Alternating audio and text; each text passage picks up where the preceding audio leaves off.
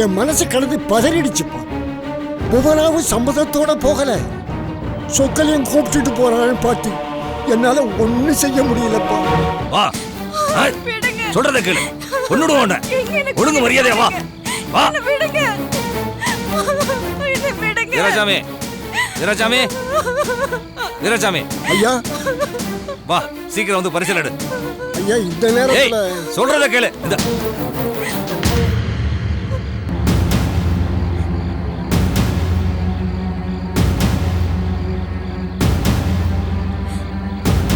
மாமா, நீங்களா என்ன காப்பாத்துங்க மாமா. ஐயா, இவ என் அக்கா மகங்க, இவளை எதுக்கு? முனியா, உன்னை பத்தி எனக்கு நல்லா தெரியும். என் வார்த்தையை மீற மாட்டேல்ல?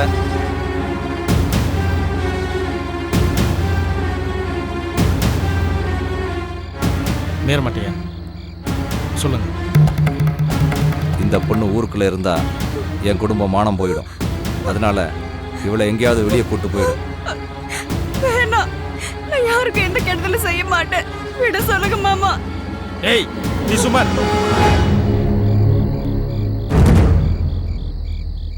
ஐயா, இவளை தலைமறைவா வச்சு நான் காப்பாத்துறேன். ஆனா என்னானா? இத்தனை வருஷம் ஜெயிலில் இருந்துட்டு வந்திருக்கேன். இவளை வச்சு காப்பாற்றணும்னா செலவு கொஞ்சம் பணம் வேணும்.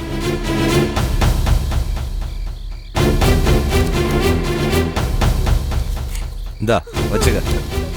கவலைப்படாதீங்க, இவளை நான் பாத்துக்கிறேன். வாடி.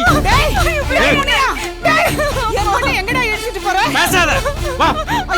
ஏய், வான்றல. ஐயா பாத்துக்கிட்டு.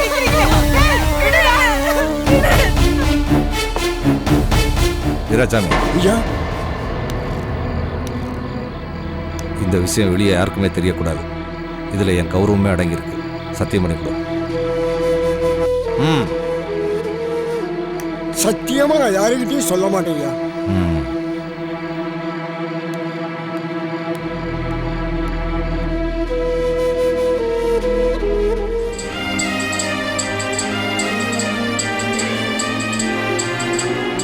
இதனாலதான்ப்பா இது வரைக்கும் இதை பத்தி யாருக்கிட்டையும் மூச்சு விடுறேன். ஆனா புவனா இப்படி ஒரு நிலைமையில இருக்கான்னு நீ சொன்னதுக்கு அப்புறம் அந்த சத்தியத்துக்கு இனி கட்டுப்பட்டு இருக்கிறது ரொம்ப தப்புப்பா. ஆமாப்பா, நல்ல விஷயத்துக்காக வாழ்க்கையில சத்தியத்துக்கு கட்டுப்பட்டு இருக்கலாம். ஆனா இந்த மாதிரி ஒரு விஷயத்துக்காக சத்தியத்துக்கு கட்டுப்பட்டுன்னு வச்சுக்க, தப்பானவங்களுக்கு துணை போற மாதிரி.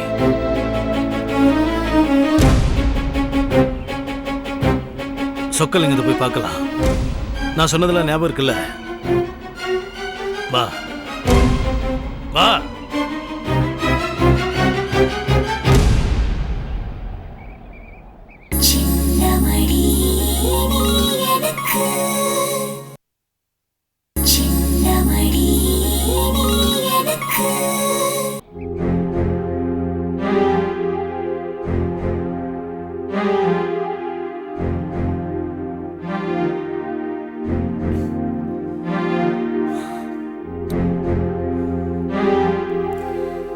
இந்த பசிவா பாயசம் குடி.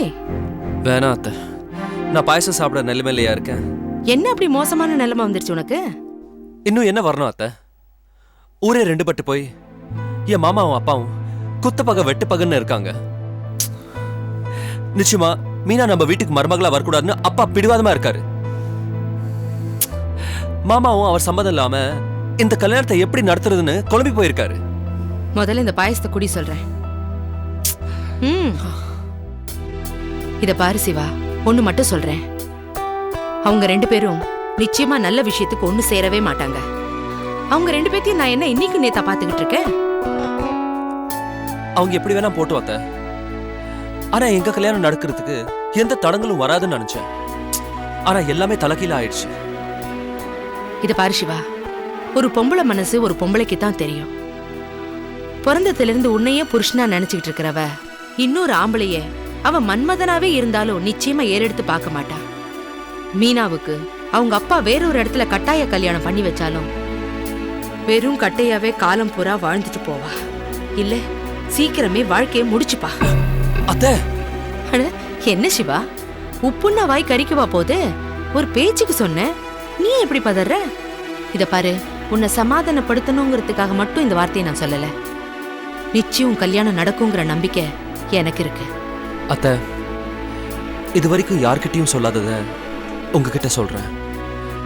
என் அம்மா கிட்ட ஆகட்டும், மீனா கிட்ட ஆகட்டும், இல்ல ரொம்ப நெருக்கமானவங்களா ஆகட்டும், எல்லார்கிட்டயும் இந்த கல்யாணம் நடக்கும்னு நான் ரொம்ப நம்புற மாதிரி காமிச்சிட்டேன் அத்தை. ஆனா உள்ளுக்குள்ள அந்த நம்பிக்கை கொஞ்சம் கொஞ்சமா குறைஞ்சுக்கிட்டே வருது. சிவா, யார் வேணும்னாலும் அப்படி சொல்லலாம், நீ அப்படி சொல்லக்கூடாது. சொல்லக்கூடாததான். ஆனா நடக்கிறதெல்லாம் பார்த்தா என்னை அறியாம அப்படி தோணுது அத்தை. உங்க 2 பேருக்குமே கல்யாண வயசு வந்தாச்சு. நீங்க 2 பேரும் இஷ்டப்பட்டு கல்யாணம் பண்ணிக்கிட்டா யாரால என்ன சொல்ல முடியும்? இது நான் யோசிக்காம இல்ல. ஆனா இத்தனை வருஷம் காத்து இருந்துட்டு பெரியவங்க யாரும் இல்லாம அப்படி ஒரு கல்யாணம் பண்ணிக்கணுமான்னு எனக்கு தோணுச்சு. யார் பெரியவங்க? அந்த சொக்கலிங்கமும் ராஜசேகருமா பெரியவங்க? அவங்க பாக்குறதுக்கு தான் பெரியவங்களா இருக்காங்களே தவிர செய்யறது எல்லாமே அயோக்கியத்தனம். அத்தை, என்ன உன் அப்பனை பத்தி சொல்றேனேன்னு பதறியா? முதல்ல அவன் எனக்கு அண்ணன், அதுக்கப்புறம் தான் உனக்கு அப்பன். அது இல்ல அத்தை. எனக்கு புரியுது சிவா, உன்னால யாரையும் விட்டு கொடுக்கவும் முடியாது. அப்படி நீ விட்டு கொடுக்கலன்னா இந்த கல்யாணமும் நடக்காது. ரொம்ப குழப்பம்தான். ஆனா ஒரே ஒரு விஷயத்துல மட்டும் உனக்கு என்னால உதவி பண்ண முடியும். உன் கல்யாணத்தை நாங்கே நடத்தி வைக்க கூடாது? அத்தை, ஆமா சிவா, உன் கல்யாணத்தை நாங்க நடத்தி வைக்கிறோம். நீ என்னையும் என் வீட்டுக்காரரையும் பெரியவங்களா நினைச்சா. என்ன அத்தை பேசுறீங்க? உங்களை பெரியவங்களா நினைக்கலன்னா வேற யாருன்னா? அதான் சிவா, உன்னால முடிஞ்ச வரைக்கும் முயற்சி பண்ணு. ஆனா நம்பிக்கை மட்டும் இழந்துடாத. நிச்சயமா அத்தை.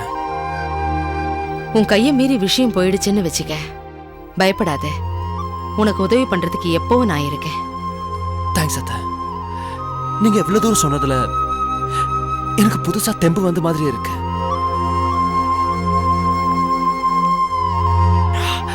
தேங்க்ஸ் அத்தை. போயிட்டு வரேன்.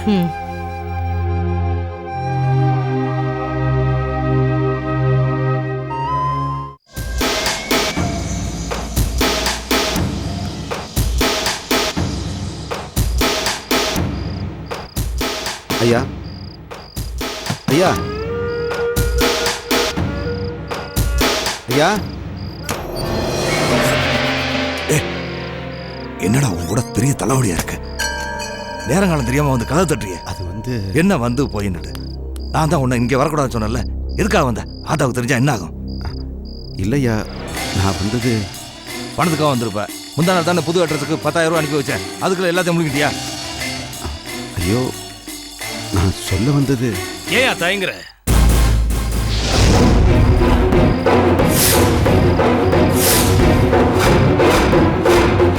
ஏன் தயங்குற? எல்லா விஷயம் இந்த ராஜதுரைக்கு தெரிஞ்சு போச்சு. இனி நம்ம பித்திராடம் செல்லாதுன்னு சொல்ல வேண்டியதானே?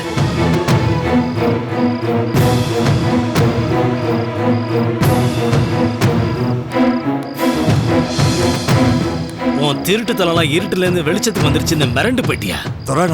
பேசாத பேசாத. இப்படி பேசி பேசிதானே ஊரே ஏமாத்தி வச்சிருக்க. 25 வருஷத்துக்கு முன்னாடி நீ பண்ண பாவம் அசலும் வட்டியுமா சேர்ந்து முன்னாடி வந்து நிக்குது. இனி என் கையில தப்பிக்க முடியாது.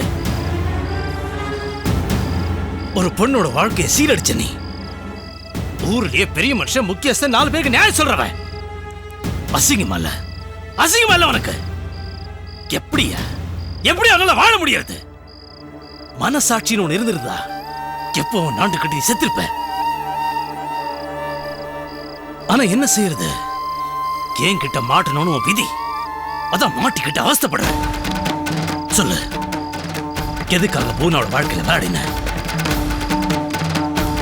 எதுக்காக வாழ்க்கை சீரடிச்ச? சொல்லு சொல்லுயா.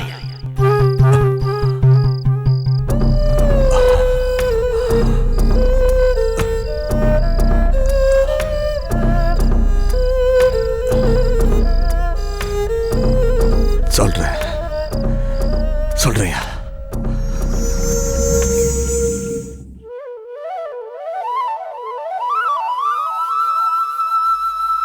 ஏண்டா சொக்கா, ஊர் காரியம்னே அலைஞ்சுக்கிட்டு இருக்கியே, வீட்டையும் கொஞ்சம் கவனிக்க வேண்டாமா? ஏன் ஆத்தா, எல்லாம் நல்லபடியாக தானே போயிட்டு இருக்கு. ஏன்பா, உன் கூட பிறந்தவ சமைஞ்சு 7 வருஷம் ஆச்சு. இவ கூட சமைஞ்ச பொண்ணுங்கெல்லாம் கல்யாணம் பண்ணிக்கிட்டு புருஷன் வீட்டுக்கு போயிடுச்சுங்க. இன்னும் இவளை எத்தனை நாளைக்கு தான் வீட்லயே வச்சிருக்க போற? இவ்வளவு பெரிய பொறுப்பை வச்சுக்கிட்டு எல்லாம் நல்லபடியா தான் நடந்துகிட்டு இருக்குன்னு சொல்றியே, என்னடா பேசுற? இந்த விஷயம் என் கவனத்துலையும் இருக்காத்தா. என் தங்கச்சியை நான் மறப்பனா? தங்கமணி வாழப்போற இடத்த பத்தி எனக்கும் சில கனவுகள் இருக்கு. அவ இங்க சந்தோஷமா இருந்து வளர்ந்தவ. புகுந்த வீட்லையும் அதே மாதிரி இருக்கணும்னு நான் நினைக்கிறேன். அவ போற இடத்துல ஏதாவது மனசு கஷ்டப்பட்டானா அதை பார்த்துக்கிட்டு என்னால தாங்கிக்கிட்டு இருக்க முடியாதாத்தா. அதனால தான் பொறுமையா இருக்கேன். கூடிய சீக்கிரம் ஒரு நல்ல மாப்பிள்ளையா தேடி கொண்டு வந்து நிறுத்துவேன் அத்தா. கவலைப்படாதீங்க. என்னது, தேடி பார்க்க போறியா? ஏண்டா, கையில மாப்பிள்ளைய வச்சுக்கிட்டு நீ எங்க தேடி பார்க்க போற? யார் அது? நம்ம ராஜசேகர் தான். உன் தங்கச்சிக்கு பொருத்தமா இருப்பான்ல? ராஜசேகரா? ஏன்பா, அவனுக்கு என்ன குறைச்சல்? தோப்பு துறவுன்னு நல்லா வசதியா தானே இருக்கான். வசதி இல்லைனா ஒன்றும் குறைச்சல் இல்லைதான். ஆனா என்ன இழுக்கிற? இல்ல, அவனோட நடவடிக்கையெல்லாம் கொஞ்சம் தப்பா இருக்கிற மாதிரி தானே எல்லாரும் பேசிக்கிறாங்க. அப்படி ஒண்ணு எங்க காதுல விழல. அப்படியே இருந்தாலும் இளவட்ட பசங்க அப்படி இப்படின்னு இருக்கத்தான் செய்வாங்க. ஒரு கால் கட்டுப்பட்டா எல்லாம் சரியாயிடும்.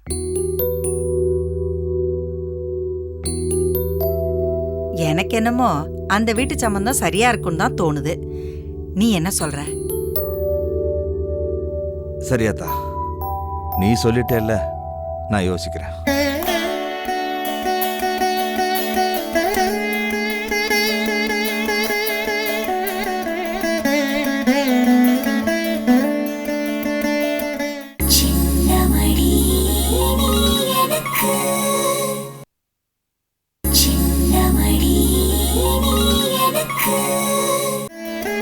தங்கமணி, கொஞ்சம் தண்ணி கொண்டாமா.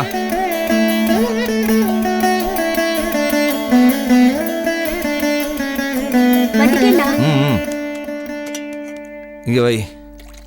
என்ன? இந்தா, இதை பாரு. என்னண்ணா இது? ஒன்றும் இல்லம்மா, காலகாலத்தில் ஒரு கல்யாணத்தை பண்ணி வைக்கணும்னு ஆத்தா சொல்லுச்சு. அது சொல்றதும் சரின்னு எனக்கு பட்டுச்சு. அதனால நம்ம சொந்தக்கார பசங்களோட போட்டோலாம் கொண்டு வந்திருக்கேன். இதை பார்த்துட்டு இதுல யாரை பிடிச்சிருக்குன்னு சொல்லு, நானும் ஆத்தாவும் போய் பேசிட்டு வந்துடுறோம்.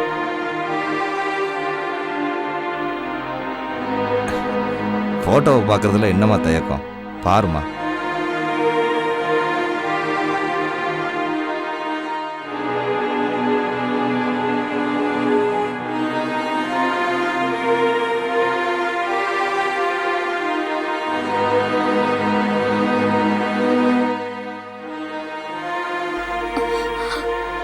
எனக்கு இதுல யாரையுமே பிடிக்கலன்னு.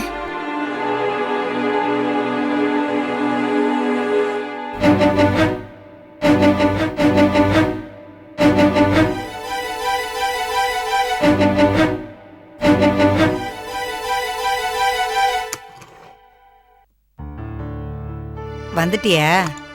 சாயந்தரம் போகும்போதே கேட்க வேண்டாமேன்னு நினைச்சேன். அக்கறைக்கு போயிட்டு வரியா? இல்லாத்தா, பக்கத்துல தான் போயிட்டு வரேன். நம்ம மாரிமுத்து இருக்கான்ல, அவன் பொண்டாட்டியை பற்றி அரச புரசலாக கேள்விப்பட்டு தினமும் குடிச்சிட்டு வந்து அவளை அடிச்சிட்டு இருந்திருக்கான். அப்புறம் பஞ்சாயத்தில் பிராது கொடுக்க போகிறான்னு குதிச்சுக்கிட்டு இருந்திருக்கான். அவனை நேரில் போய் பார்த்து கொஞ்சம் நெஞ்சம் இருக்கிற மானத்தையும் பஞ்சாயத்தில் விட்டு வந்துடாதேன்னு புத்திமதி சொல்லிட்டு வரான் ஆத்தா. மாரிமுத்து அப்படி பண்ணா? அவனே தான் ஆத்தா. அந்த பொண்ணு ரொம்ப நல்ல பொண்ணு. இவன் கிறுக்கு பையன். குடிக்கிறதுக்கு ஏதாவது ஒரு காரணம் வேணும், அதுக்காக இப்படியெல்லாம் பண்ணிட்டு இருக்கான். சரி சரி, நீ அந்த பக்கம் போன உடனே கோதண்ட வந்து கடுதாசி கொடுத்துட்டு போனான். எந்த கோதண்டாத்தா? அதான் மரகதம் வீட்டுல வேலை செய்யறானே, அவன்தான். ஓஹோ, சரி. என்ன எழுதியிருக்கு? நீ படிச்சு பார்க்க வேண்டியதானே? படிச்சு பார்த்தேன். அப்புறம் என்ன சொல்லு? மரகதமே தன் கைப்பட எழுதியிருக்கா. உன் மகன் என்னமோ தன் தங்கச்சிய என் மகனுக்கு கொடுக்கறதுக்கு தயங்குற மாதிரி தெரியுது. கரெக்டு தான் ஆத்தா. எனக்கே கொஞ்சம் தயக்கமாக தான் இருக்கு. அந்த ராஜசேகர் என் கண்ணுக்கே 2-3 இடத்துல தப்பா பட்டான். ஆ மரகதமும் அதைத்தான் எழுதியிருக்கா. சரி, அப்புறம் எப்படி பண்றது? அவசரப்படாத, நீ ஏன் இது படிச்சு பாரு.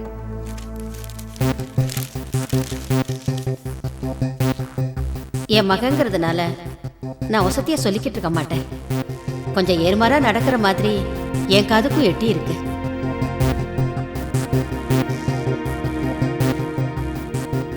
ஆனா பணமும் பவிசும் கூடி இருந்துச்சுன்னா இந்த வயசுல இப்படி இருக்கிறது சகஜம் தானே. அதுக்காக அதை நான் நியாயப்படுத்தல. ஒரு கல்யாணத்தை பண்ணி வச்சு புள்ள குட்டிங்கன்னு ஆயிடுச்சுன்னா பொறுப்பு வந்துடும். அது தங்கமணியால முடியும்.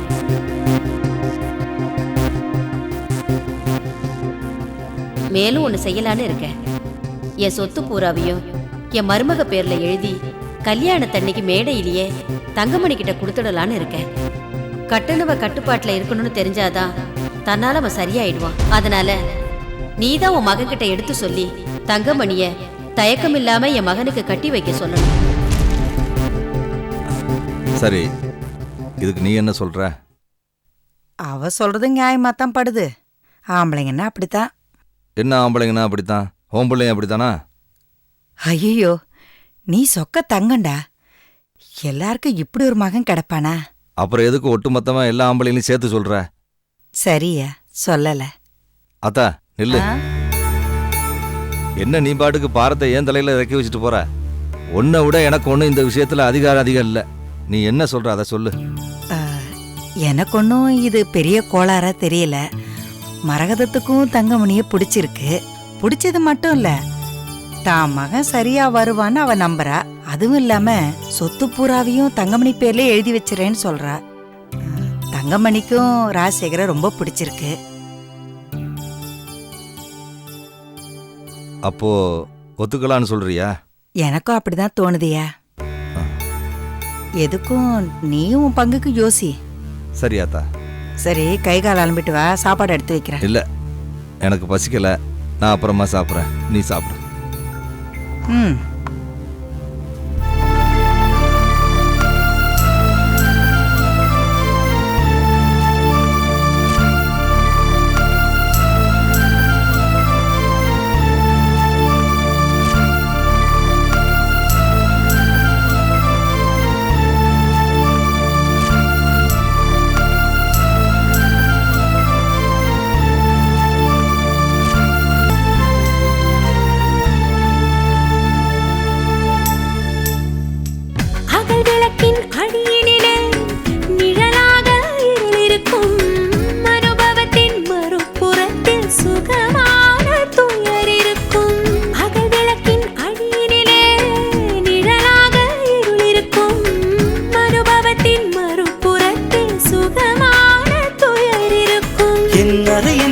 திரைகளிலே உன் அழகு பருவம் படபடக்கும். உன் பாத கொலுசின் அசைவினிலே என் நெஞ்சம் விழுந்து துடி துடிக்கும்.